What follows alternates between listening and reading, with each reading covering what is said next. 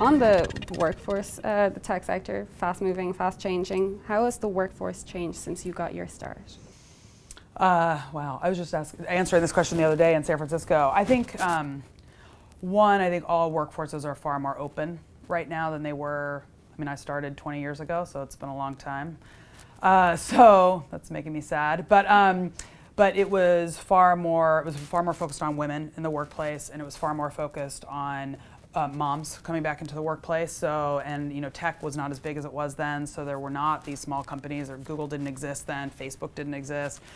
So you didn't see Apple was, had started, but it was software. It was Apple and Microsoft, and that was it. So I think, the diversity of industries has helped, and also too, just society's more diverse, right? There's younger people coming up that have a very different experience in school. They have more diverse friends. They have more diverse cultures that they're living in, and I think that has helped a lot. So I think that's really changed the face of what companies look like, what they want to look like. I think there's also a push towards like faster career growth and more, when am I going to get promoted, and I want to move, and I think tech offers that too, and so that's definitely, you're no longer in a society where, or you don't have to be where you join a company and you just wait for 30 years, right? People don't, my father stayed at his company for 37 years and then retired, right? We don't see that anymore. So companies have to be far more thoughtful about who they're attracting, how they're bringing people in, and I think that's pushed in all areas, in diversity and career mapping and all kinds of things.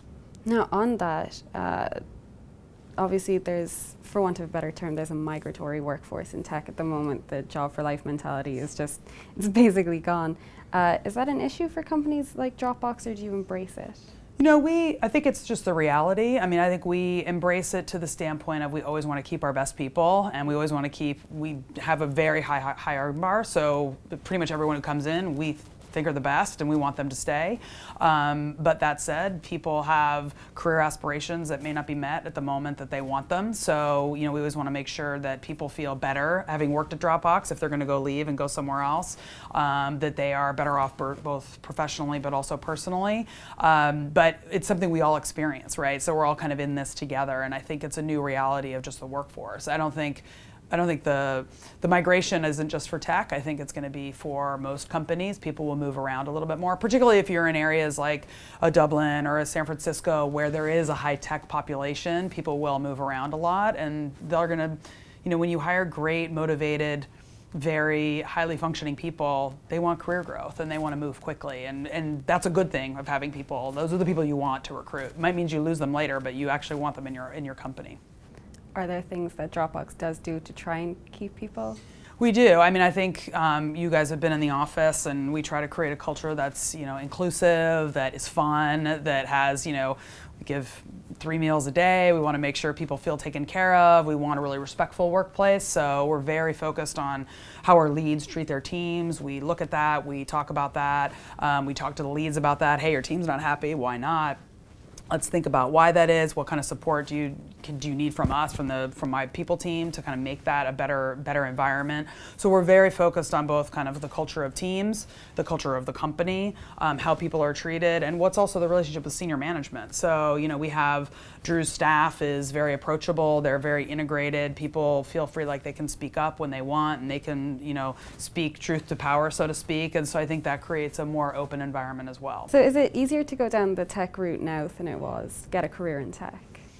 I think there's just more opportunity. I think there's also a lot more interest in working in tech, and I think people are, even though we have a lot more to do on the marketing front, I think there's, if you go on to universities and on campus, you get a lot more demand than you did in the past, because I think people understand what it means. I think people understand too, if you join a small company, what kinds of things you're exposed to much earlier on in your career than, say, if you join a Procter & Gamble.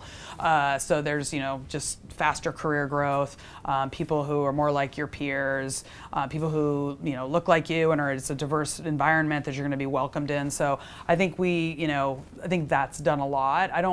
We don't tend to feel like we lose people to more traditional companies on campus. That's not, when people are looking in tech, they want to be in tech, which was very different than 10 years ago. I think people didn't know what it meant to be in tech, and now there's definitely a bigger understanding. It needs to grow, but I think it's there.